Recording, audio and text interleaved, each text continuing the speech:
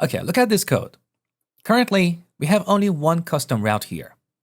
But if you're working on a large application, sooner or later, this file is going to grow with a lot of custom routes, and over time, it becomes a mess.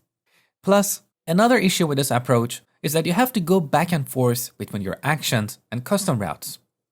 And the third issue is that if we go back to Movies controller and rename this action to by release here, you can see it's not updated here. And that's because of this magic string. So when we rename a controller or an action, we have to remember to come back here and apply that name change as well. So this code is fragile because of this magic string. In ASP.NET MVC 5, Microsoft introduced a cleaner and better way to create a custom route. Instead of creating the route here, we can apply it using an attribute to the corresponding action. So you might ask, Mosh, why did you teach me the old and poor way of creating custom routes? Because you may be working with an existing code base with convention-based custom routes. So you need to understand how they work.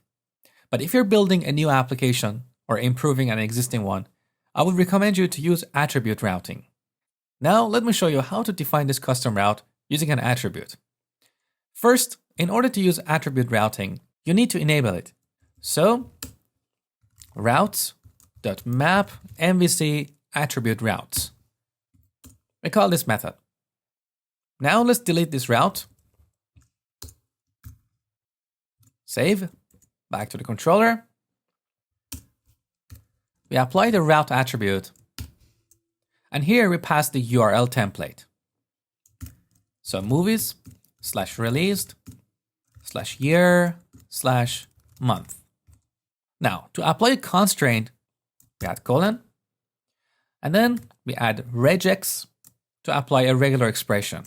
This is like a function that we call. In parentheses, we pass the actual regular expression.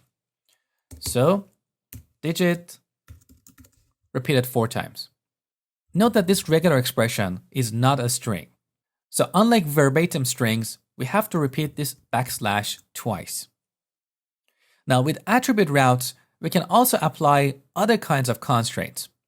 For example, I can apply a second constraint to this month parameter. So after regex, colon again. This time I'm going to use range to set a range between 1 and 12. So you see attribute routes are more powerful. We also have a bunch of other constraints like min, max, min length and max length for strings, integer, float, GUID, and so on. You don't have to memorize any of these constraints. Just be aware that they're supported by the framework. If you need to apply constraints to your attribute routes, just Google ASP.NET MVC attribute route constraints. Okay, so far we have looked at controllers and routing in detail. Now we're going to slowly transition to views. So in the next lecture, I will show you a few different ways to pass data to views.